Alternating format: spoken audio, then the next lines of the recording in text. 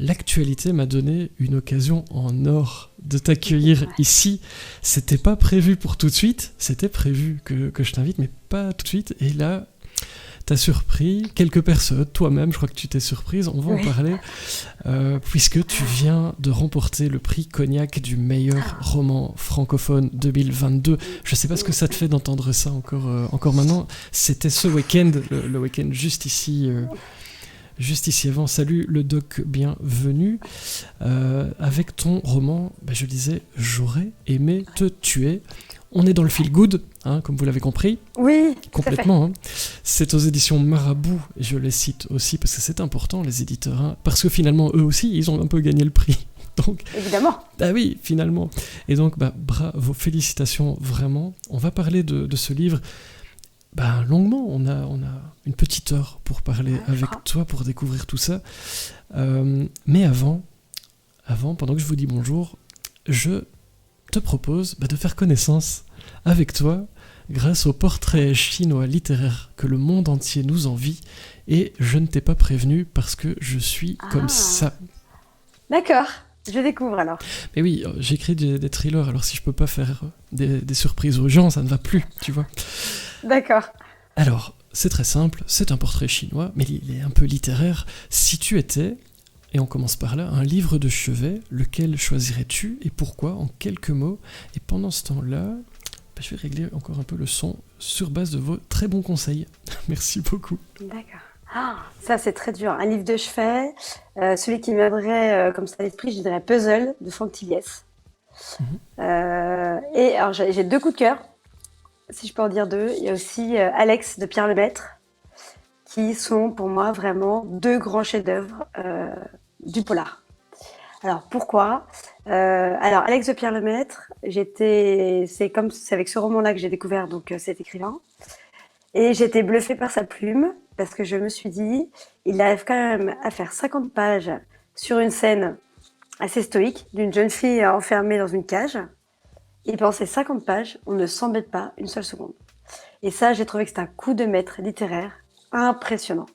Parce qu'on sait tous quand on écrit, c'est pas toujours facile justement de rentrer dans la description, de pas toujours être redondant, être répétitif, on a toujours peur de lasser son lectorat. Et j'ai trouvé que, je ne sais pas comment il faisait, mais j'avais l'impression à chaque fois de dire quelque chose de différent, alors qu'au final on ne changeait pas de scène. Donc rien que pour ça, pour ce prodige littéraire, cet homme m'a bluffé. Et donc ça c'est vraiment un livre qui reste gravé. J'avoue que j'ai eu beaucoup de complexes après à prendre moi-même la plume après cette lecture, parce que je me suis dit que le niveau était quand même extrêmement élevé. Mais voilà, il faut passer outre et se lancer à son tour. Et puis Puzzle, Franck Tilliès, je l'aime beaucoup. C'est toujours aujourd'hui mon préféré de Franck Tilliès, parce que je trouve que c'est un livre qui se lit très vite. Il y a beaucoup d'action, où on est vraiment mené par le bout du nez du début à la fin. On ne s'attend à rien. Et en même temps, il ne va pas dans la facilité de l'intrigue. Donc, j'ai trouvé que tout était extrêmement bien ficelé pour partir quand même de quelque chose qui avait l'air complètement tordu. Mais au final, on comprend tout, on n'est pas du tout perdu dans l'intrigue, et en même temps, on a l'impression que ça part dans tous les sens. Et ça, je trouve aussi que c'est une prouesse, c'est pas si facile quand on est écrivain, aussi de réussir à mettre toutes tes petites billes partout, sans perdre son lectorat. Et donc pareil, là, en termes techniques, pour moi, c'est une vraie prouesse. Et c'est amusant parce que les 2 que tu viens de choisir et les raisons que tu donnes, on les retrouve dans ton livre, à peu de choses près. Et donc, on va en parler, c'est très très chouette. Pendant ce temps-là, j'accueille Raphaël, bonsoir, bienvenue. Salut Clarence Pitts, qui est parmi nous. Ça me fait plaisir de te voir ici. Qui confirme tous pour Alex. Et pour l'anecdote, je suis assez d'accord avec toi, on s'en fout de ce que je pense, mais je suis assez d'accord avec toi. Et je l'avais lu à la base parce que mon filleul s'appelle Alexandre, je voulais absolument lire Alex. J'ai pris une claque, si vous connaissez pas, foncez, c'est vraiment très très très bon, et je comprends que ça puisse être effrayant quand tu écris ce genre de livre, de se dire ok, comment je fais pour passer après ça. C'est comme ça, tu te caches, t'es là, je comprends très très bien. Si tu étais un format de livre, par exemple poche, le grand format e-book, audio, autre chose, bande dessinée, etc., qu'est-ce que tu choisirais? Je pense que je prendrais le poche. Pour des raisons très pratiques et très féminines, souvent parce que c'est très facile à le mettre dans un sac à main, et comme ça on peut le lire partout et on a toujours ce petit compagnon avec nous où qu'on aille. Et comme j'ai beaucoup voyagé, j'avoue que le poche est un sacré compagnon de voyage. Si tu étais une maison d'édition. Oula, ça c'est la question piège. Pas du tout. Parce que tu peux faire plein de choses avec cette question et personne ne t'en voudra. Alors, je dirais aujourd'hui que si j'étais une maison d'édition, je serais Kalman Levy. Alors, pourquoi ? Parce que je trouve que Kalman Levy a une sélection de ses auteurs qui est très forte. Donc, c'est très dur d'entrer chez eux. Il y a une vraie sélection. Il y a une vraie envie de... J'allais pas dire de perfection, mais il y a quand même... Ils cherchent quand même un degré, je trouve, d'écriture. Et voilà, ils sont extrêmement exigeants. Et en même temps, quand on est lecteur d'un auteur Kalman Levy, personnellement, on est rarement déçu. En tout cas, par la plume, je trouve que c'est toujours extrêmement bien travaillé. Je trouve que le texte est extrêmement bien travaillé. Après, je trouve aussi que c'est... J'ai fait une école de commerce. À la base, j'ai fait 10 ans de formation en marketing et en communication. Et je trouve que c'est une maison qui se bat énormément aussi pour ses auteurs, qui n'a pas peur de mettre en avant ses auteurs et d'investir pour ses auteurs. Et moi, c'est vrai qu'en tant qu'ancienne commerciale marketing, ça me parle. Voilà. Donc, je trouve que pour le moment, c'est vraiment une maison d'édition très globale et qui représente à peu près moi ce que je ressens, ce que j'aimerais avoir vraiment dans une maison d'édition. Voilà. Et c'est vraiment... Les deux aspects, voilà, éditorial et commercial. Éditorial et commercial, il y a les deux. Et Raphaël nous dit, pour les hommes, si vous n'avez pas de sac à main, c'est vrai que dans la poche du manteau, ça passe aussi, un livre de poche. Hein. Ouais. Bah oui, très bonne remarque. Très très bonne remarque, c'est pour tout le monde, c'est ça qui est chouette. Si tu étais un rayon dans une librairie, lequel choisirais-tu ? Polar. Polar, en fait, personnellement, je suis une grande lectrice de polar et je ne lis que ça. J'ai essayé autre chose. Hein. J'ai essayé le feel good pour me détendre un peu, surtout quand je sortais d'un polar un peu dur, mais j'y arrive pas. Alors, je ne critique pas du tout l'écriture en tant que telle, mais c'est que j'adhère pas spécialement aux histoires. Je m'embête. En fait, j'ai besoin d'action, j'ai besoin de suspense et c'est ça qui me porte. Et donc, c'est vrai qu'à part dans les polars, je n'arrive pas à trouver cette envie tous les soirs de retrouver la page. Voilà, vraiment polar. Et on mêle tout ce petit questionnaire avec des félicitations dans tous les sens pour ton prix Cognac du meilleur roman francophone 2022. Bah oui, c'est pas rien. Salut David, merci. Bienvenue, merci d'être avec nous. Si tu étais un marque-page original, lequel tu peux choisir avec quoi tu marques ta page ? Un billet d'avion. Une destination précise ou... Non, qu'importe. Moi, j'ai beaucoup voyagé, donc voilà, je reprends l'avion demain matin. Pour être tout à fait franche, j'ai un taxi qui m'attend 4h15 du matin devant chez moi. Donc, je suis ravie d'être avec vous ce soir. Je ne sais pas quelle tête j'aurai demain matin à mon réveil, mais voilà, non, j'aime beaucoup voyager, donc un billet d'avion. Ouais. Alors, d'expérience, quand on passe des bonnes soirées, on a une bonne tête le lendemain. Mais bien sûr. C'est ça, c'est ça la règle. J'ai dit oui tout de suite. Hein. J'ai dit oui tout de suite, Frédéric. N'oublie pas. Plus que oui tout de suite. Non, encore merci. Ouais. C'est très très chouette. Alors là, c'est plus dur peut-être ou pas. Si tu étais un personnage, ça peut être fictif, ça peut être réel, ça peut être homme, femme, ça peut être n'importe quoi. En fait, si tu étais un personnage, est-ce que tu as une idée qui te vient ? Oui, Scarlett O'Hara, dans Autant n'emporte le vent. Ça a été ma grande héroïne d'adolescente. Je pense que j'ai dû lire le livre une quinzaine de fois, sans me lasser. Et j'adore ce personnage féminin parce qu'elle est exécrable et en même temps extrêmement attachante. C'est une femme, une héroïne qui sait exactement ce qu'elle veut, qui se donne les moyens pour y arriver, qui doit faire des sacrifices de sa propre personne aussi, de sa propre vie, et elle y arrive. Et elle a une force de caractère, mais voilà, voilà, pour moi c'est vraiment la vraie héroïne avec un grand H. Si tu étais un temps de conjugaison. Le futur. Toujours écrire la suite, toujours impatient de savoir ce qui va se passer. Si tu étais une musique ou la bande-son, ça peut être de tes livres, ou de ta vie, ou d'autres choses. Qu'est-ce qui te vient spontanément à l'oreille ? Ouais. Alors j'adore les années 80. J'adore danser le rock. Je suis une grande fan de danse. Et la chanson qui me donne une patate tous les matins, c'est Born to be Alive. Voilà. Et cette chanson-là, tu me la mets, je suis obligée de me mettre debout. Alors, attends. Oui, non, parce que Twitch n'aime pas. Ah non mais si tu cherches... Mais le problème, c'est que c'est pas libre de droit, alors je peux pas. On va rester sur l'ambiance jazzy. Mais je le note, si on se croise en salon un jour. Tu me mets ça, je suis obligée de bouger. Allez, pour les gens qui sont là...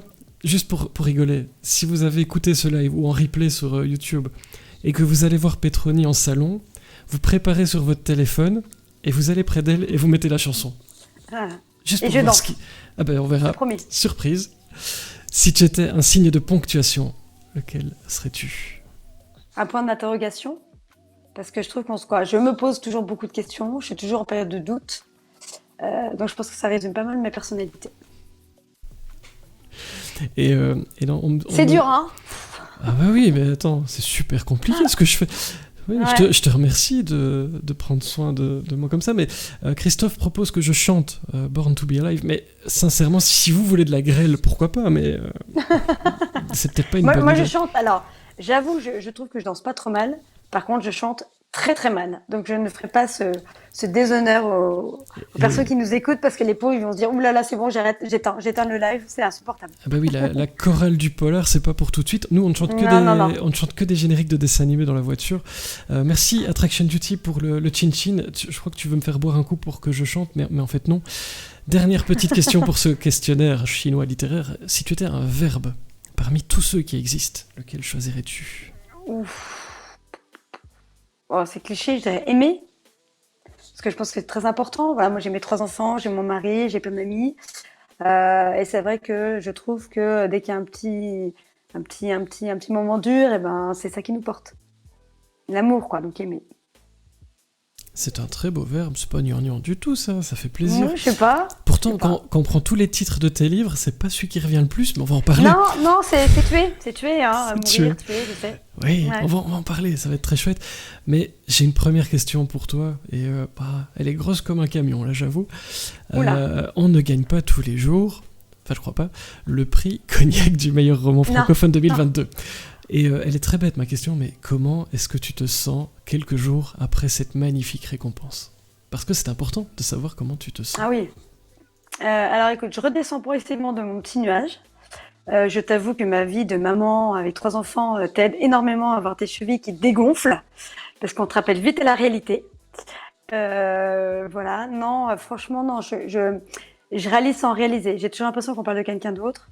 Ce prix, comme beaucoup d'auteurs, on en rêve tous. Quand j'ai reçu le prix, j'ai vraiment dit que j'avais l'impression de recevoir un César de l'actrice Jeune Espoir. Et c'est un peu ce que je ressens. C'est-à-dire que pour moi, c'est une reconnaissance. Même maintenant, il y a encore du travail. Je pense qu'on m'attend aussi pour le prochain. Donc, il y aura pas mal de pression. Mais pour l'instant, je profite. Je me mets pas encore trop de pression, je profite. Non, je suis encore sur mon petit nuage. C'est-à-dire que tous les matins, je me réveille, je me dis, t'as eu le prix. Ah ouais, t'as eu le prix. Et tu reçois beaucoup de messages comme ça, de félicitations. Ouais, beaucoup, beaucoup. Ça Je permet suis de rester vraiment. sur le nuage aussi, ça. Ah oui, puis je suis extrêmement touchée parce que je reçois des messages de personnes dont je m'attendais pas spécialement. Des amis aussi, auteurs, autrices, qui sont vraiment très gentils. Comme quoi, le milieu du polar est vraiment. Voilà, je trouve qu'il est très fraternel. Il n'y a pas il y a pas spécialement de concurrence malsaine. Et je trouve ça très bien, voilà, qu'on se félicite entre nous. Et puis énormément de messages, Instagram, Facebook, mail, texto, quoi, bref, ça s'arrête pas. Et franchement, moi, j'adore, hein. Le jour où ça va s'arrêter, ça va me faire bizarre, hein. On va essayer que ça dure encore un petit peu, Ouais.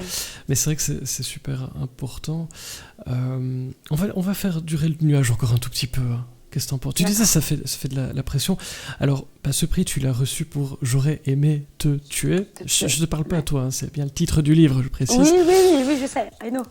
Non, mais les gens, tu vois, donc maintenant vous voyez la couverture, et puis il y a un joli bandeau. Ça fait quoi un joli bandeau comme ça, prix Cognac en jaune sur une couverture? Qu'est-ce que t'en penses?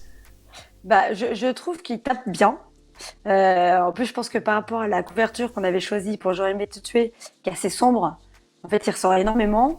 Et comme il y avait des couleurs noires, un peu blanches, rouges, je trouve que ça se marie très bien. Donc, c'est pas vraiment choquant visuellement. Et puis ça claque, quoi. Voilà, on voit que ça. Et puis, Et puis voilà. Et on puis peut le ça trouver dans ne toutes peine les pas là. Ouais. librairies. Ouais. C'est ça qui Bah est bien. j'espère. C'est ça qui est bien. Et je pense que Mm. chez Marabout aussi, ça doit travailler sec, hein, Ouais. pour faire le suivi d'un prix, parce que c'est pas rien. Un jour, Non. on pourrait les inviter, tiens, pour leur demander comment on gère la réception comme ça d'un prix. Pouf, ça doit Ouais. être fou. Mais on parle de ce livre, et en même temps, peut-être que les gens ne savent pas du tout de quoi on parle. Est-ce que tu pourrais nous Oui. pitcher l'histoire de J'aurais aimé te tuer, pour les gens qui ne savent pas du tout de quoi ça parle? Oui, tout à fait. Alors ça commence par une jeune fille qui a 24 ans, qui se présente un matin au commissariat de Versailles. et qui demande à parler à un commissaire. Et bref, le flic qui est à l'accueil demande un petit peu ce qu'elle demande, pourquoi elle veut parler à un commissaire. Et donc, en fait, elle exprime tout simplement qu'elle vient se dénoncer d'un crime, qu'elle a tué un homme, et qu'elle vient se dénoncer du meurtre.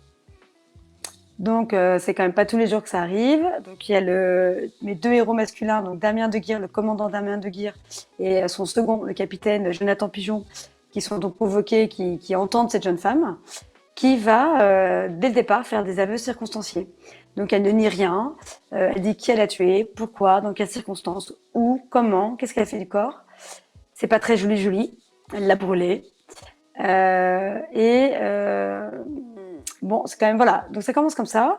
Et donc, elle part en garde à vue, ils la mettent un petit peu au chaud, le temps d'aller voir un petit peu ce qui se passe. Ils vont sur les lieux de la soi-disant scène de crime. Et puis, évidemment, quand ils arrivent, tout n'est pas si simple. Il y a quelques points que la jeune fille a dit qui paraissent plus ou moins véridiques, d'autres pas du tout. Donc c'est pas si évident qu'il y a eu un meurtre.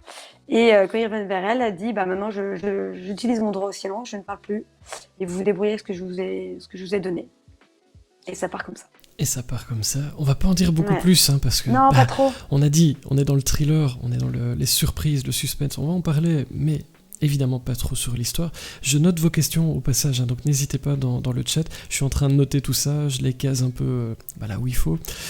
Mais je vous oublie pas, évidemment. Puis si je vous oublie, vous m'engueulez dans le chat, comme d'hab.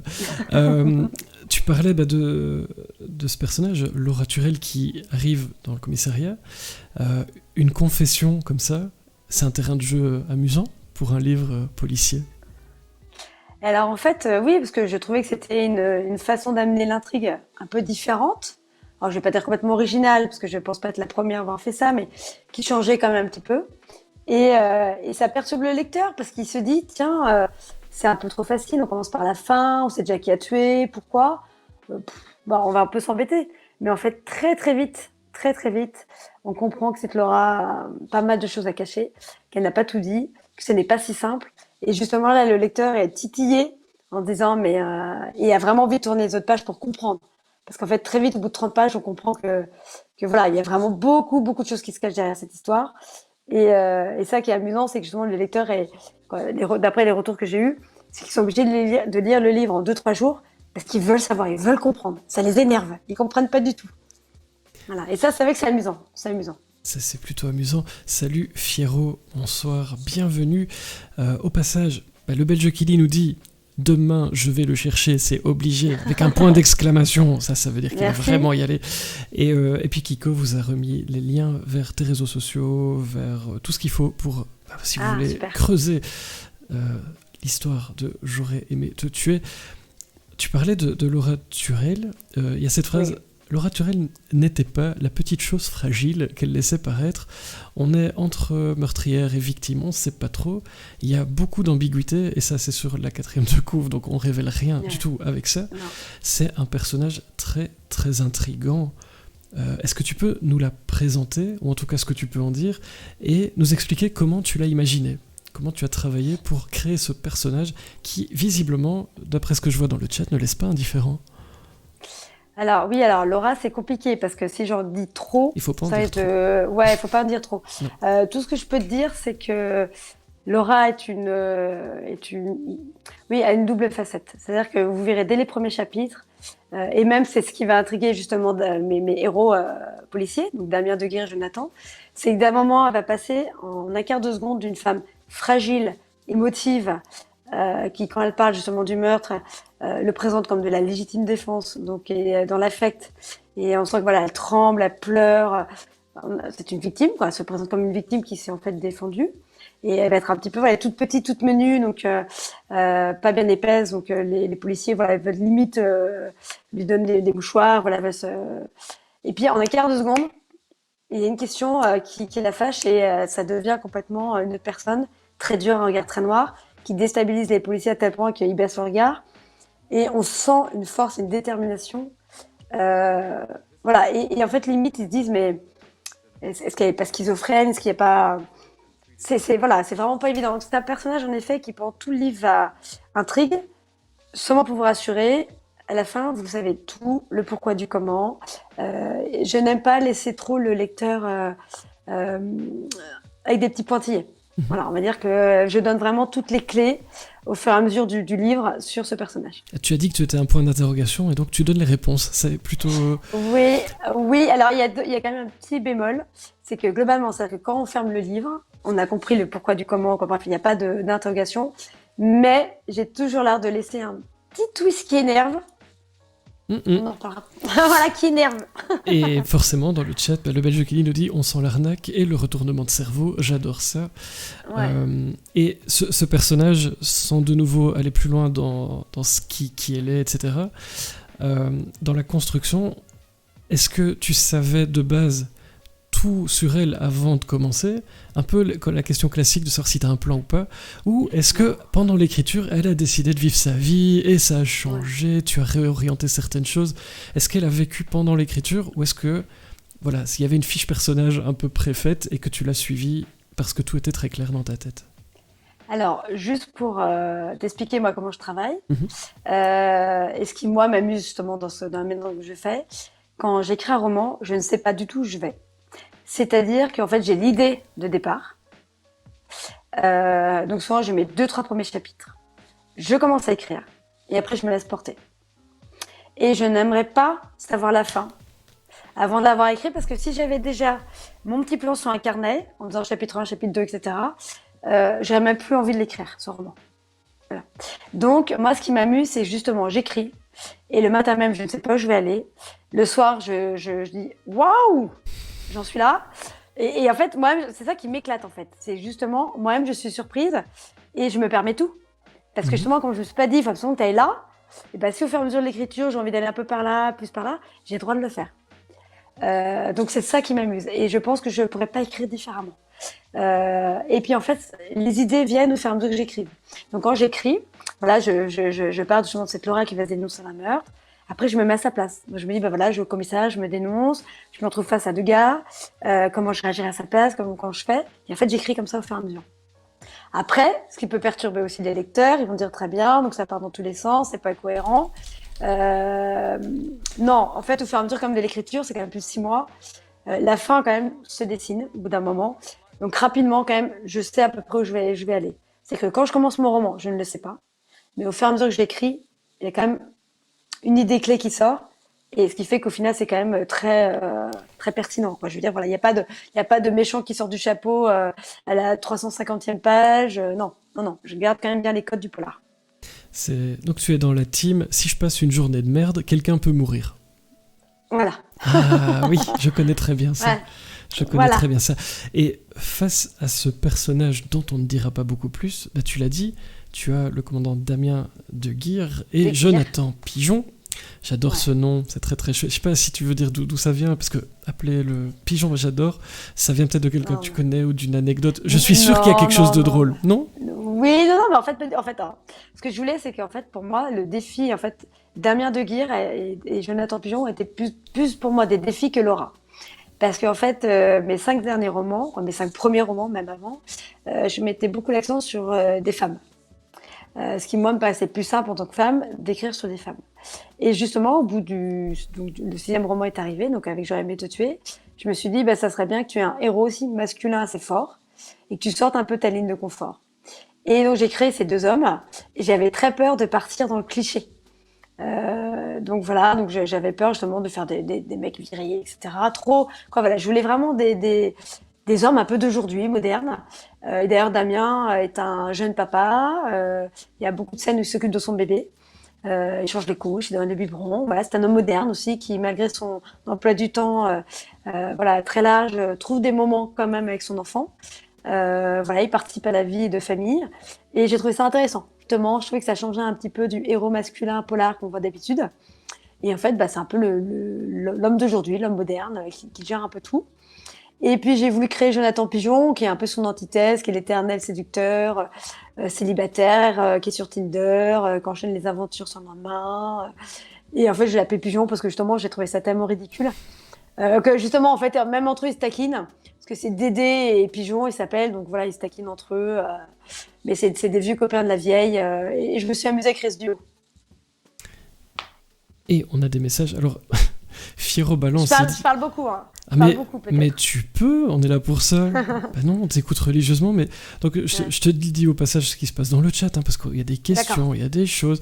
Ah oui, les gens sont très actifs, ils t'écoutent religieusement. Donc non, n'hésite surtout pas à bien aller au Bien bout l'expliquer. de. Oui, il y a aucun. On a du temps, D'accord. il faut en profiter. Euh, Tu prends les poulets pour des pigeons. Le belge qui dit. Ah, Oui, Fiero balance que, en fait, moi j'utilise des plans. Alors, oui, c'est pas faux pour certaines choses, hein. C'est vrai ça, Pierre, t'as raison. Euh, Raphaël nous dit ça met pas toujours cette manière d'écrire et beaucoup d'écrivains font la même chose. C'est vrai qu'il y a souvent plan ou pas de plan. Et il y a parfois oui, des gens un peu entre les deux, genre moi, mais c'est vrai que le Suisse qui arrive pas à choisir ici. Mais ça dépend de ce qu'on doit faire souvent. Mais c'est vrai que toi tu dis je changerai pas et c'est vrai que c'est intéressant. Les chroniques du polar demandent comment te vient l'inspiration quand tu ouais. imagines tout ça, puisque bah, tu es un peu dans le rush, la réactivité de ta journée, tu sais pas trop où tu vas, mais quand même un petit peu. Où tu vas chercher l'inspiration alors dans ce cas-là? Alors, en fait, le plus important pour moi quand je commence un roman, c'est d'avoir une idée forte. Donc, en fait, il y a toujours un thème qui va ressortir dans mon roman. Par exemple, quoi, je vais peut-être pas trop en dire si les autres n'ont pas lu, mais quoi, depuis deux, trois romans, il y a toujours un thème très fort qui sort. Donc, en fait, je m'empare d'un fait de société, qui pour moi est important, ou d'un fait, voilà, là, en fait, la force de, par exemple, J'aurais aimé te tuer, c'était le fait de venir se dénoncer. Alors qu'en fait, elle n'était pas du tout inquiétée par la justice. Il faut savoir que la personne qu'elle a soi-disant tuée, elle annonce que le meurtre a été commis il y a plus d'un mois et demi. Et en fait, personne ne s'est rendu compte que cet homme avait disparu. Donc, elle aurait pu très bien passer entre les mailles du filet. Et en fait, voilà, je pars d'une idée très forte. Après, ces idées fortes, je m'inspire souvent de faits divers réels. Donc, j'écoute énormément de podcasts parce que je ne suis moi-même pas policière ni avocate. Donc, je ne suis pas spécialement nourrie par ce monde-là, on va dire, dans mon quotidien. Donc, je me nourris en allant chercher l'information par moi-même, par énormément de podcasts, de lectures. Et en effet, J'aurais aimé te tuer est parti d'un fait divers réel, d'une histoire d'un couple de toxicos qui était venu un matin se présenter dans leur petit commissariat de campagne pour annoncer qu'ils avaient tué leur voisin. Après, j'invente. Après, le reste, c'est mon histoire et ça n'a rien à voir avec le fait réel. Euh, voilà, donc en fait, je pars d'une idée que j'ai entendue, d'un fait, de temps en temps, ça peut être qu'un petit détail sur une enquête. Et en fait, ça me suffit pour démarrer mon histoire. Après, c'est mon imaginaire à 100%. Où je vais chercher ça, je ne sais pas. C'est vrai que beaucoup de gens de mon entourage, mes parents, etc., me disent mais pourquoi tu peux être aussi machiavélique, toi qui es si gentil comme ça dans la vie de tous les jours? Mais je sais pas. En fait, je m'éclate parce que justement, mes personnages font tout ce que je ne peux pas faire moi dans ma vraie vie. Et en fait, pour moi, l'écriture est pardon, un vrai exécutoire parce que justement, mes personnages font tout ce que, pas ce que j'aimerais faire, faut pas exagérer, mais justement, qu'est-ce que c'est jouissif, quoi, d'insulter un flic d'un moment, voilà, vous êtes Laura, de tuer quelqu'un, ou si en partir, vous êtes policier, ou vous êtes avocat, vous défendez quelqu'un en plaidoirie. Et c'est tellement pas ma vie que, voilà, c'est comme une pièce de théâtre pour moi. Et c'est ça que j'aime quand j'écris, justement. C'est de me dire, bah, le matin, je suis Damien, l'après-midi, je vais être Jonathan, le lendemain matin, je vais être Laura, je vais être la tueuse, l'avocat, le flic. Et je trouve ça génial. Et ça me suffit, en fait. J'ai pas besoin de plus après. C'est là-dedans, en fait. Ça vient tout seul. Ça vient tout seul. La magie de la page Ouais. blanche aussi, ça fait peur parfois, mais ça permet aussi de faire plein de trucs qu'on peut pas faire Bah oui. dans la vie de tous les jours, et c'est plutôt sympathique. Zutrezu demande comment organises-tu tes journées pour l'écriture? Parce que bah, tu parlais de tes formations, mais du coup, je ne sais pas si tu travailles encore dans une des branches que tu as citées, mais tu as dit que tu avais 3 enfants. Comment on s'organise pour écrire avec un agenda comme celui-là? Alors, il faut savoir qu'au bout du troisième roman, j'ai arrêté de travailler. Voilà, donc maintenant, je me consacre 100%, on va dire, à l'écriture de polar. Donc, tout ce qui était avant, tout mon travail avant en marketing communication, j'ai tout arrêté. Et donc, en effet, maintenant, donc, ce sont mes enfants et bien sûr mes romans. Non, après, j'ai des phases d'écriture dans l'année. J'écris 6 mois dans l'année, 6 mois où j'écris pas. En gros, moi, j'écris entre octobre et février. Je sais pas pourquoi, c'est là où j'ai plus d'inspiration. Je me fais confiance. Je sais qu'en 6 mois, je vais pouvoir faire mon roman.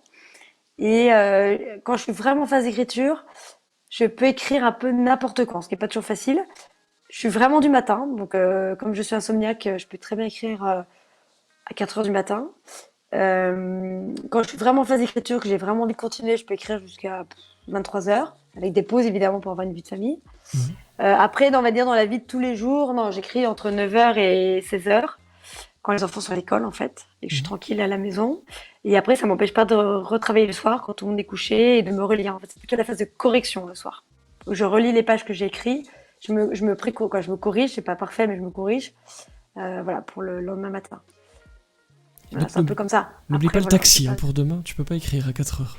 C'est pas possible. Non, non, mais demain, ça sera. Alors, pour être tout à fait honnête, là, je suis en phase de correction pour mon prochain roman, qui sortira en mars prochain. Mhm. Donc, il est écrit. Heureusement, je vous avoue, parce que quand j'ai su que j'avais le prix, je me suis dit, j'aurais été incapable d'écrire là, un prochain roman, tellement je me serais mise la pression.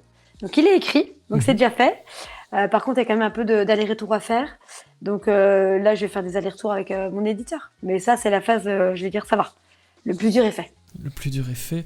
Ouais, le plus dur est fait. Question du belge qui lit, mais qui va un peu avec ça. Dans quelle ambiance est-ce que tu te mets pour écrire ce type de roman Puisque tu dis que tu fais ça à temps plein ou presque.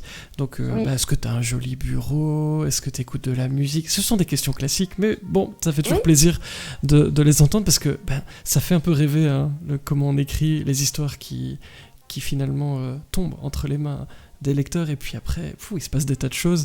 Mais toi, Ouais. comment fais-tu pour les écrire? Comment es-tu installé? Alors, moi, j'écris sur un portable. Parce que j'aime bien bouger d'une pièce à une autre. J'aime pas être statique toujours au même endroit. Donc selon le moment de la journée, mes envies, je peux être sur le lieu de ma cuisine, dans le salon, dans le bureau. C'est vraiment aléatoire selon l'envie du moment. Et par contre, j'écris toujours dans le silence. Je sais que j'ai beaucoup d'amis auteurs qui vous font la playlist à la fin de leur roman. Non, moi, il me faut un silence total. Quoi, pas un silence total, mais je ne peux pas travailler en musique. Ça me déconcentre. Parce que moi, en fait, quand je commence à écrire, je suis vraiment dans mon univers, je suis plongée dedans. Il peut se passer n'importe quoi autour, j'entends plus rien.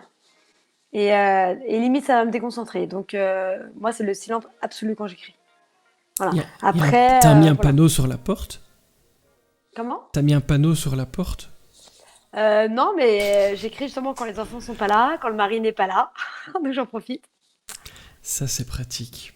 Mais c'est Je pratique. prends des notes hein, au passage. Gwen, si tu m'entends, tu disais avec ce livre, c'est un premier one-shot en fait. Parce que Ouais. d'habitude, dans tes livres, on retrouve des personnages récurrents. Alors ma question elle est toute bête, ça fait quoi d'abandonner provisoirement ou pas provisoirement, je sais pas trop, on verra bien, des personnages récurrents et de se lancer dans un livre, voilà, avec...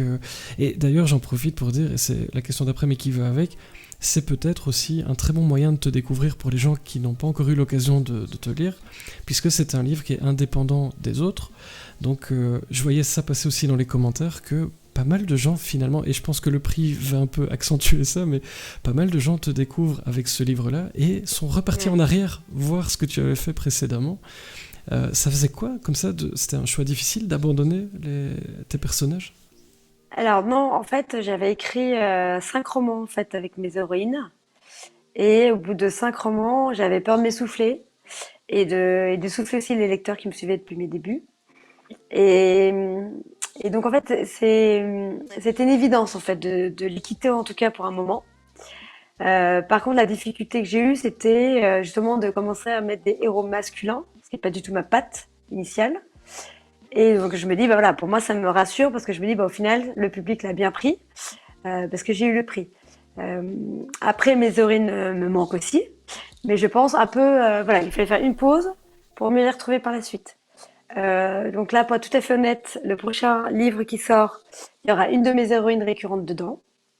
Par contre, celui que je suis en train d'écrire, parce que j'ai toujours un roman d'avance, ce sera qu'un one shot. Parce qu'en fait, j'aime bien. Je me demande si je vais pas maintenant alterner euh, un one shot, un personnage récurrent, un one shot, un personnage récurrent. Mhm. Alors après, ce qui est compliqué, c'est que là, Damien a beaucoup plu, Damien de Guire Mhm. a beaucoup plu et on me le réclame. Alors J'ai que c'est vu pas ça. prévu. Voilà, mais c'est pas prévu. Mais c'est vrai qu'à chaque salon, on me dit, mais je veux Damien. Je dis, bah oui, Mhm. mais bon, j'ai pas prévu spécialement de le remettre, mais peut-être que ça reviendra, ça sera une évidence. C'est Et important pour toi, la voix des lecteurs comme ça et des lectrices oui, qui te disent ouais. c'est ce qu'on veut. Alors, Oui, oui, mais j'ai mais toujours écouté. T'as toujours écouté. écouté. Ah oui, parce Ouais, qu'il toujours. y a toute une série d'auteurs qui diraient ok, mais moi je fais ce que je veux, suivez-moi Non. ou pas. Toi, tu écoutes quand même quand Ouais. ça reste dans un coin de ta Ah, tête. oui, toujours. Alors en fait, depuis mon premier roman, je sais que mon tout premier roman, donc il date de 6 ans maintenant, c'est La Fée Noire. Donc j'avais créé donc, le personnage d'Alexane et je ne savais pas du tout ce que j'allais en faire après, hein, parce que je ne savais pas quel était mon projet par la suite, après ce premier roman. Les gens l'ont beaucoup aimé, l'ont réclamé. Donc j'ai écrit la suite avec elle. Et puis ça m'allait très bien parce que je l'aimais beaucoup cette femme et j'avais pas encore tout dit sur elle. Mais j'écoute les lecteurs et je prends beaucoup de conseils aussi parce que j'estime que j'apprends. J'aime beaucoup les retours, positifs ou négatifs, tant qu'ils sont constructifs justement. Je sais que pour La Fée Noire, on m'avait dit que la fin était trop gentille, qu'il fallait une fin plus noire. Maintenant mes fins sont assez noires, mais c'est pas parce qu'on me l'a dit, c'est que je le ressentais aussi. Je sentais qu'il y avait un point faible. Et en fait, ça n'a fait que consolider ce que je pensais moi-même. C'est pour ça que je me permets. Je suis souvent très d'accord avec les critiques de mes lecteurs. Mhm. Et d'ailleurs, ça les perturbe parce que de temps en temps, il y en a qui viennent me vendre j'ai pas trop aimé ça. Et je regarde, je fais mais je suis tellement d'accord avec vous. Mais parce que je suis très autocritique. Mhm. Je suis très autocritique, donc je sais que j'ai encore des points à améliorer. Et c'est ça aussi qui m'amuse, c'est de me dire il y a encore du travail. Et heureusement que j'ai pas atteint la perfection. Et pour moi, le prix Cognac n'est pas le sommet atteint. Au contraire, c'est que le début de la montagne. Vous voyez? C'est-à-dire que je me dis voilà, maintenant il y a encore plus de travail parce qu'il était censé avoir encore plus d'exigences maintenant. Ça fait partie de Voilà. l'équipement.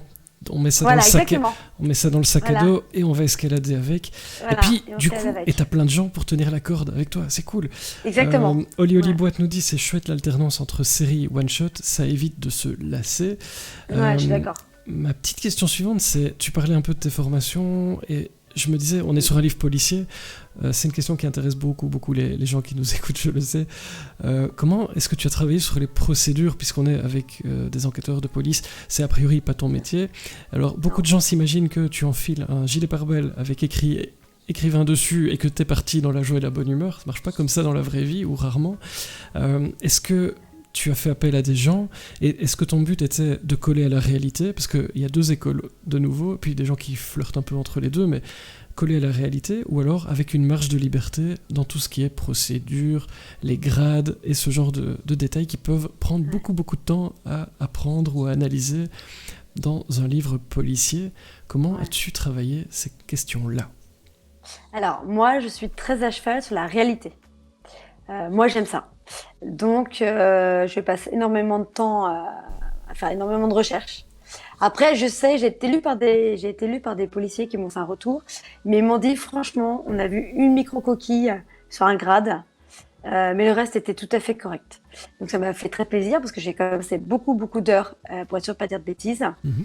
Dès que j'ai une question, en plus, j'ai introduit une héroïne, Pauline Carrel, qui est avocate pénaliste. Donc, maintenant, j'ai double casquette, donc j'ai le côté avocat et le côté flic. Donc dès que j'ai un point de droit où j'ai un doute, j'ai des amis pénalistes qui me guident. Donc je les appelle, je dis voilà, je suis dans tel cas, qu'est-ce qui se passe? Est-ce que j'ai le droit de faire ça? Est-ce que j'ai pas le droit de faire ça?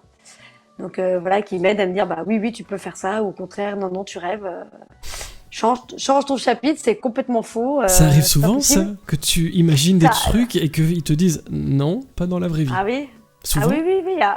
C'est m'est arrivé. Alors au début, je voulais écrire un roman avec un meurtre qui se passait dans une maison et une sorte de huis clos. Mhm. Et ils m'ont dit non, il y a un meurtre dans une maison, tu sors de ta maison, t'as plus le droit d'y aller. Donc c'était mort. Mhm. Donc j'ai abandonné ce roman, c'était pas possible. Après j'aurais pu me dire tant pis, c'est ma réalité à moi et je m'amuse. Mais non, j'aime bien que ça colle vraiment à la réalité.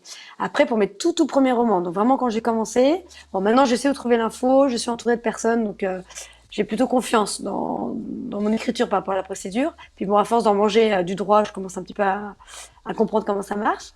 Mais pour mes tout premiers romans, j'ai été relue par un magistrat qui donc justement corrigeait justement si Alexandre faisait des choses qu'il n'était pas censé faire. Donc je sais que mes 2 premiers romans ont été vraiment corrigés par ça. Donc je suis assez droite dans mes baskets par rapport à la procédure. Après, il y a toujours une petite coquille, hein. Je veux dire, la perfection n'existe pas. Mais je sais que même des avocats m'ont lu et ont trouvé que mon personnage de Pauline était très crédible. Donc ça me fait plaisir. Pour moi, c'est un vrai retour de mon travail quand on me dit, voilà, j'ai lu, je suis fille, je suis avocate, je me suis reconnue dans vos personnages, donc bravo, parce qu'on sent qu'il y a eu du travail derrière, quoi. Ça Et ça me fait plaisir. C'est le genre de retour qui salue aussi tout ce qu'on fait. Ouais. Je continue à lire vos questions au passage, mais alors je vais en citer que 2, parce que c'est des choses que je sais qui reviennent d'un livre à l'autre, hein, mais des chapitres courts. Et ça m'étonne pas quand tu as cité tes 2 livres de chevet tout à l'heure. Une intrigue en toile d'araignée, on va dire ça comme ça. Ouais. Ce sont des outils de ta boîte à toi pour écrire des livres, ça j'en doute pas. Est-ce que ce sont des choses que tu veux utiliser chaque fois ? Et finalement, est-ce que tu en as d'autres, des outils ? Parce que il y a beaucoup de jeunes auteurs qui écoutent ce soir, et probablement le replay aussi, je le sais. Et donc on en profite pour donner des petits conseils comme ça au passage. Qu'est-ce qu'il y a dans ta boîte à outils pour travailler ? Alors, moi, j'ai toujours écrit un peu comme je suis. Et en fait, surtout quand j'ai commencé à écrire, je me suis dit, je vais écrire comme moi j'aimerais lire en tant que lectrice. Donc en fait, j'ai regardé un peu les défauts que je trouvais en tant que lectrice dans mes lectures. Et j'ai commencé à écrire un peu en opposition à ça. Pourquoi je dis ça? C'est qu'en fait, bon, déjà dans les personnages, pourquoi j'ai écrit Alexane, mon premier personnage féminin, je trouvais que dans mes lectures de polar, il y avait beaucoup d'hommes et beaucoup d'hommes alcooliques, divorcés, dépressifs, qui avaient soit une femme qui avait déjà été tuée, etc., pas d'enfants. Et j'en avais un peu marre de cette caricature. Et je me suis dit, ben moi, je vais faire un peu l'opposé. Je vais créer Alexane qui est bien dans ses baskets, qui a le même homme depuis 22 ans, qui a 2 adolescents à la maison. Et puis ça roule, quoi. Et malgré cette banalité, on va dire, du personnage, elle plaît beaucoup. Parce que justement, bah, c'est un peu la femme d'aujourd'hui qui manage sa vie entre vie professionnelle, vie de femme, vie de mère. Donc je pense qu'il y a beaucoup de lectrices qui se sont reconnues en elle. Donc voilà, donc moi j'ai commencé à écrire comme ça, dans un premier temps, me dire déjà mon personnage, c'est ma personnalité, c'est ce que j'attends dans mes lectures, ça me change un peu. Donc j'assume ce personnage-là qui sort un peu peut-être du lot. Ensuite, pour l'écriture pure, en termes de style, je pense que chaque auteur a quand même son style à soi. Qu'on peut pas vraiment abandonner, malgré le fait qu'on lise beaucoup d'amis, même si on travaille beaucoup, je pense qu'on a une patte qui est à nous et que les lecteurs aiment, et justement c'est ce qu'ils attendent quand ils vous lisent un livre. Voilà, quand ils lisent un Petroni Rostagna, ils savent très bien qu'ils vont pas lire du Fontiliès, comme s'ils lisent un Fontiliès, ils savent très bien qu'ils vont pas lire un Jérôme Loubry par exemple. Et c'est ça qu'on attend aussi, c'est que justement qu'il y ait une différence de style. Donc moi je pense qu'il faut vraiment assumer son style à soi, parce que c'est ce qu'attendent aussi les lecteurs. Après, moi, j'écris un peu comme je suis, c'est-à-dire, oui, j'ai des chapitres courts, très dynamiques, parce que bah, je suis un peu comme ça dans la vie, je suis un peu punchy, et j'aime aller à l'essentiel. Donc c'est un peu le défaut qu'on me dit, c'est que j'ai du mal à faire de la description pour la description. Moi, ce qui m'intéresse, c'est straight to the point, quoi. Donc le chapitre, il y a une idée précise, à la fin du chapitre, il y a un autre élément qui se déclenche, qui donne envie d'aller au chapitre suivant. Et moi, c'est comme ça que j'aime lire. Donc, j'écris de la même façon, en fait. Et c'est vrai que voilà, donc c'est pour ça que j'ai toujours des chapitres très courts. Ça fait toujours 5-6 pages maximum. Mais par contre, je tiens à la petite touche à la fin qui donne envie de tourner la page. Mais je pense que ça, on peut dire que c'est un peu les codes du polar. Mais tout le monde n'écrit pas comme ça non plus. Et ça se passe aussi très bien. Donc moi, ce que j'ai envie de dire aussi à un jeune écrivain, c'est le plus dur, c'est de se lancer. Mais il faut se lancer. Qu'on apprend tous aussi à force d'écrire. Moi, je vois mon premier roman et aujourd'hui, il y a vraiment une sacrée différence. Mais c'est normal, plus on fait, plus on apprend, plus on se nourrit. Et puis surtout, un autre conseil que je donnerais, c'est de bien s'entourer. Et pas avoir peur de la critique. Ça en fait des conseils, c'est chouette dit tout ça. Ouais. Ah ouais. C'est peut-être un peu cliché, mais moi je sais que j'ai énormément de personnes qui m'ont aidé pour m'améliorer. Voilà, et que grâce à eux, j'ai vraiment passé des gaps. Et on le ressent dans mes livres. Hein. Les gens qui me suivent depuis le début, ils voient très bien qu'il y a eu à chaque fois des petites marches qui sont montées. Mais ce qui est vrai. J'en profite, straight to the point, merci beaucoup pour le chin-chin, le belge qui lit. Tu me donnes l'occasion de boire un peu d'eau, mais finalement c'est Petroni qui parle plus que moi aujourd'hui, donc ça c'est cool. Ah, je suis en vacances. Et pour les chapitres courts, c'est très très drôle, restez avec nous. Juste après, Christophe Tabar nous rejoint pour parler de son livre Miam, et lui il adore les chapitres plus longs, et donc ça va être très très drôle de pouvoir comparer un petit peu, d'entendre ce qu'il a à dire, parce que j'ai une anecdote marrante, mais je vous la raconterai tantôt. Il y a une question dans le chat de notre ami Les Chroniques du Polar qui demande qu'est-ce qui t'a donné envie d'écrire des romans et quelles sont pour toi les qualités qu'il faut pour être une bonne romancière. Oula, Tu alors as écrire du 3 roman. heures. Oula, oui, alors je vais essayer d'être courte. Qu'est-ce qui m'a donné envie d'écrire? En fait, c'est la vie. C'est basique. En fait, au début, donc école de commerce, j'ai travaillé 10 ans pour différents groupes. J'ai travaillé en Chine, j'ai travaillé à Dubaï.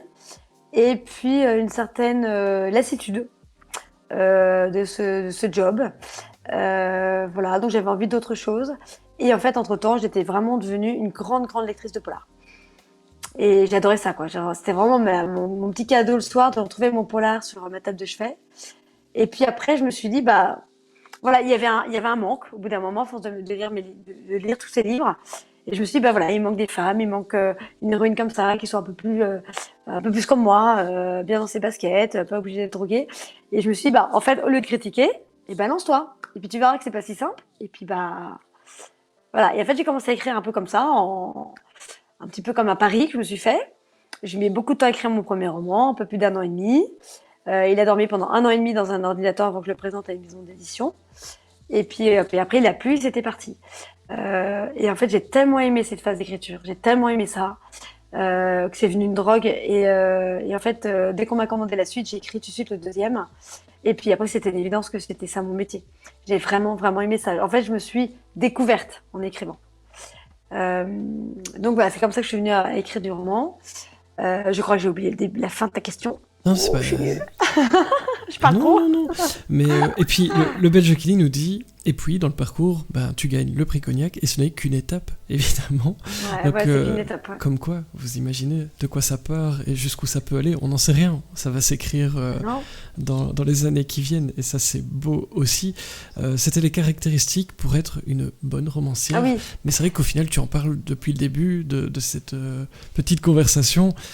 Mais je sais pas, si tu as un mot qui te vient en tête. Oui, un mot que je dis souvent aussi, parce que c'est vrai qu'on est quand même très nombreux. Euh, et bon, voilà, je découvre ce métier-là depuis 6 ans maintenant, avec ses bons et ses mauvais côtés. Et je dis toujours aux auteurs avec qui je parle, les jeunes auteurs qui se lancent, alors au-delà du talent évidemment, de la correction, de se faire ça, je veux dire, c'est la base. Et puis on est tous passés par là, donc il faut pas avoir peur de réécrire, réécrire, etc. Mais je dirais c'est la persévérance. On aura tous des moments, pris, pas pris, qu'importe, qu'on en ait vendu des milliers ou pas. On a tous des moments de doute, on a tous des moments de découragement en disant je vais pas y arriver. Et je trouve que ceux qui sortent du lot, c'est ceux qui persévèrent. Je parle même pas de talent en fait, là je parle vraiment de la persévérance. Cette croyance de dire je vais y arriver, je me donne les moyens pour, et je me bats pour y arriver. Et je trouve que ceux qui sortent du lot, c'est souvent ceux qui sont les plus, qui ont la niaque. Voilà, il faut avoir la niaque. Voilà, Et voilà, c'est un peu le mot de la fin, quoi, pour moi, quoi. Voilà. Faut avoir la niaque, faut avoir l'envie, quoi. Faut avoir l'envie, on le sent, l'envie. Ouais. T'as encore plein de choses à écrire. Et donc, moi, je suis assez rassuré parce que tu disais, il y a un flottement après un prix, comme ça, on sait pas Oui. ce qui va. Mais j'ai confiance, franchement. Est-ce que, depuis le début de la soirée, j'ai confiance. Agrippine, la jeune, demande si tu bois du cognac. Alors, hélas, non. Alors, le pire, c'est que Bernard Beck nous a offert, parce que j'étais en fait au prix l'année dernière sélectionnée, mais j'avais pas gagné. Et en fait, on nous a fait beaucoup de cognac et j'aime pas trop ça. Mais j'ai découvert un cocktail à base de cognac avec et du tonic. Le cognac tonic, ça j'adore. Allez, J'ai découvert ça là. Voilà, donc je le conseille. on va essayer de Voilà. trouver la recette. Et le Voilà. doc nous dit, oui, encore bravo Petroni pour ce prix C'est cognac. gentil. Tu le mérites vraiment et je pense que tu iras loin. Dans tes réponses, il y a une chose qui retient mon attention et je m'en voudrais de pas en parler parce que j'en parle presque toutes les semaines et je veux pas que vous pensiez que j'ai oublié. Tu fais partie des louves du polar. Et tu Oui. disais, dans la manière avec laquelle tu es arrivé à l'écriture, ça manquait peut-être d'héroïnes, ça manquait de romancières, ça manquait de beaucoup, beaucoup de femmes. Alors pour les personnes qui ne connaissent pas encore, on ne sait jamais, est-ce que tu peux nous expliquer en quoi ça consiste, ce projet, ce collectif des louves du polar? C'est l'occasion. Oui, tout à fait. Alors, les Loups du Polar, c'est un collectif de femmes. Aujourd'hui, on est à peu près 29 auteurs dans le comité. C'est parti d'un constat très simple. En effet, on était nombreuses quand même à commencer à écrire des romans policiers sur le marché français. Et on trouvait qu'on n'était pas spécialement visible. Que voilà, les lecteurs ne réalisaient pas justement qu'il y avait énormément maintenant d'écrivaines aussi qui écrivaient du bon polar. Et on s'est dit, il y a deux solutions. Soit on se plaint, et c'est pas le but, c'est pas très drôle, c'est pas très grave, bah, soit on agit. Et en fait, c'est parti de 5 femmes autrices qui se sont dit, bah, au mieux d'attendre que les choses bougent, nous, on va faire bouger les lignes. Donc, on va se mettre ensemble, on va être solidaires, et puis on va s'aider à faire de la communication, à parler de nous, à s'entraider. Après, je tiens à préciser une chose, parce que je sais qu'il y a déjà des polémiques sur les louves. Les louves n'est pas du tout, et ça je le dis vraiment au lecteur, ce n'est pas un hashtag MeToo. On n'est pas du tout féministe, c'est pas du tout contre nos amis auteurs hommes qui écrivent des merveilleux polars et qui sont solidaires avec nous. Et c'est pas du tout pour revendiquer, on est là, on est des femmes. Non, c'est pas du tout ça l'idée. C'est seulement de se dire, bah voilà, on est des femmes, on écrit des polars, on n'en parle pas toujours beaucoup. Et ben c'est pas très grave. On a devant nous des moyens pour communiquer. Utilisons-les ensemble avec bonne intelligence. Et voilà, ça part vraiment de ça. Il n'y a pas du tout de message derrière. Les femmes sont les meilleures. Quoi, vraiment pas, au contraire. Vraiment, ça, je tiens à insister parce que je sais qu'il y a des gens qui ne comprennent pas très bien. Au contraire, on a plein d'amis auteurs, hommes, qui écrivent très bien, qui sont derrière nous, qu'on admire aussi, que je lis. J'ai pas du tout l'intention de les dénigrer, bien au contraire. Je suis une grande lectrice de ces hommes-là. Voilà, donc c'est vraiment une sorte de, en fait, un groupe de femmes qui s'entraident pour se donner des tuyaux pour des salons, pour communiquer. Voilà, en fait, c'est vraiment un groupe d'entraide. Et c'est important. Voilà. Et puis, on se retrouve le 17 novembre pour une soirée spéciale avec une partie des louves. Mais au final, vous qui êtes des habitués ici, qui suivez la chaîne parce que vous avez cliqué sur le bouton suivre, placement de produit, non je déconne. Bravo, t'es fort, toi t'as fait de la com. Un petit peu, du journalisme à la base, mais un tout petit peu quand même. Vous le savez, on les invite et on les entend depuis le début de cette chaîne, en fait, les louves du polar. Et vous savez que ça me tient à cœur. Puis ce sera l'occasion de parler avec elles des petites polémiques et autres, de reclarifier certaines choses pour certains, parce que parfois, il y a besoin de se répéter un tout petit peu. Mais en tout cas, on voit le collectif grandir. C'est aussi très très chouette avec ton prix, parce que qu'est-ce qu'on voit? Des vidéos, les amis qui balancent évidemment, mais amis et amis, parce que les auteurs ont fait pareil. Oui, les deux. La preuve, je t'invite, tu vois, comme quoi. Et ça montre que simplement, il y a des gens, peu importe leur genre, qui écrivent de très très bons polars. Soyez curieux. Et comme je le dis souvent, il y a des choses qui se passent et qui s'entendent en salon qu'on ne veut pas entendre, qu'on ne veut plus voir. Et donc c'est très cool. Si ça fait avancer les choses, on est ravis. J'ai une question rituelle pour toi, parce que le temps avance et Christophe est parmi nous.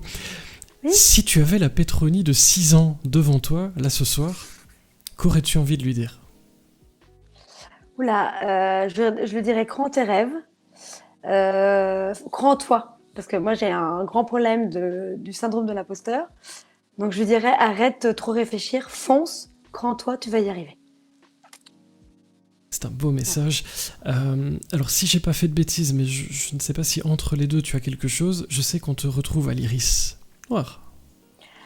Non. On te retrouve pas. Alors, non, là, pour être tout à fait honnête, j'ai été invitée. Donc, non, j'ai été invitée. J'ai dû refuser parce que justement, là, je pars. Comme je disais tout à l'heure, je pars demain en voyage en famille. C'est un voyage qui a été prévu il y a très longtemps avant le Covid. Donc, on a dû décaler. Donc, c'est tombé là. Alors, franchement, j'aurais adoré aller à l'Iris Noir parce que j'adore Salvatore qui organise ce salon. Je sais qu'il y a pléthore d'auteurs vraiment sympathiques qui y seront. Donc ça va être dur de pas y être, mais non, je ne serai pas cette année. Mais j'ai été invitée, j'étais très touchée. Mais c'était ma question, parce que j'ai vu passer que tu y étais, mais je te voyais pas sur l'affiche, ça me semblait super bizarre, et donc je me dis c'est l'occasion de clarifier.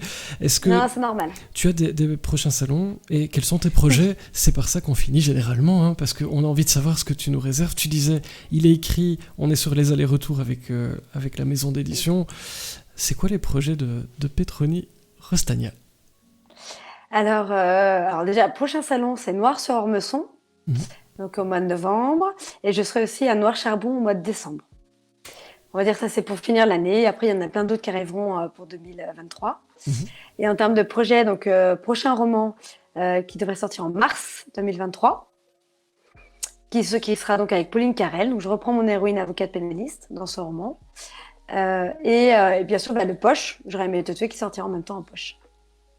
Voilà. Que de bonnes choses qui t'attendent, et puis qui attendent tes lecteurs, donc genre nous en fait. C'est une excellente nouvelle. C'est passé vite. Qu'est-ce que t'en penses, hein? Oui. J'ai pas vu le temps passer. Moi, je trouve que c'est passé très très vite. Et vous, dans le chat, vous pensez que c'est passé un peu trop vite? Oui, je crois aussi. On sera obligé de te réinviter. Ça, c'est moche. Avec plaisir. Je vais évidemment te laisser le mot de la fin. Il était une boîte, la tienne, pour aujourd'hui en tout cas. Et avant de refermer le couvercle, eh bien, que souhaites-tu nous dire pour conclure ce passage parmi nous plein de... Comment dirait-on? Tu cherches tes mots. Ouais, mais moi j'ai envie de te dire, je crois que je m'attends au meilleur pour toi. De tout ce que j'ai entendu et de tout ce que je sais. Et donc, et ça me conforte dans cette idée-là. Et donc, je suis plutôt très, très, très optimiste. Je vois que dans le chat, on est d'accord avec moi. Donc ça, c'est cool. C'est passé beaucoup trop vite. Ça, c'est l'avis général. Comme ça, tu le sais au passage. Et puis, je te laisse conclure sur ces très belles paroles que je viens d'improviser. Eh ben, tout simplement pour vous dire que justement, moi, ce type de live, je dis toujours oui avec grand plaisir. Parce que c'est que du bonheur. C'est-à-dire que c'est un vrai plaisir de prendre le temps d'échanger avec ses lecteurs, même si c'est pas un contact direct. Mais je sais que tu fais, Frédéric, ce travail-là via le chat. Donc c'est toujours agréable d'avoir un retour, parce que c'est quand même un métier très solitaire, l'écriture, et d'être confronté en fait à ses lecteurs. Moi, j'adore ça, parce que justement, c'est vous qui me portez. C'est vous qui, à travers vos critiques, positives comme négatives, me donne envie de me surpasser. Dès que j'ai un petit coup de mou, à chaque fois, je repense à un message que j'ai reçu, à un sourire dans un salon. Et ça me porte énormément. Et je ne sais pas si vous, lecteurs, vous rendez compte, en tout cas, de cette puissance que vous pouvez me transmettre à chaque fois, par tous ces messages que vous me transmettez. Je ne vous dis pas le nombre de matins où je me lève, où je me dis je vais jamais y arriver. Et mon mari me dit pense à tes lecteurs. Et je lui dis oui, t'as raison. Allez hop. Et voilà, donc juste pour vous dire qu'en effet, même si ça peut paraître un peu comme ça, c'est vraiment sincère. Parce que sans vous, on ne serait pas là. Donc ça, je ne l'oublie jamais. Donc voilà, juste pour vous dire que j'avais passé un agréable moment, que j'ai pas vu le temps passer. Ce sera un plaisir de vous retrouver dans un salon, autre part, ou sur le live avec Frédéric, bien sûr. Et puis voilà, je pense qu'il est temps de fermer la boîte. J'allais me coucher parce que mon petit réveil va sonner dans 4 heures. C'est ça. Voilà, mais en tout cas, un grand merci pour cette invitation. Je suis très touchée, Frédéric. Merci. Mais écoute, merci à toi d'avoir répondu présente malgré le voyage qui t'attend. Amusez-vous bien en famille, c'est super important de recharger les batteries. Je te félicite encore 1000 fois et au nom de tout le chat pour ce prix Cognac du meilleur roman francophone 2022. C'est quand même un titre merveilleux que tu reprends comme ça à la maison, ça fait super plaisir. On se réentendra, on se recroisera ici ou là. Et vous qui nous écoutez, n'hésitez pas à aller aux dates des salons où se trouve Petroni, puisque il y a plein d'autres questions à lui poser en live. Et puis vous n'oubliez surtout pas Born to be alive. Et c'est ça le mot de la fin pour moi. Je te remercie Exactement. 1000 fois. Passe une très très bonne nuit et à très bientôt. Merci, au revoir.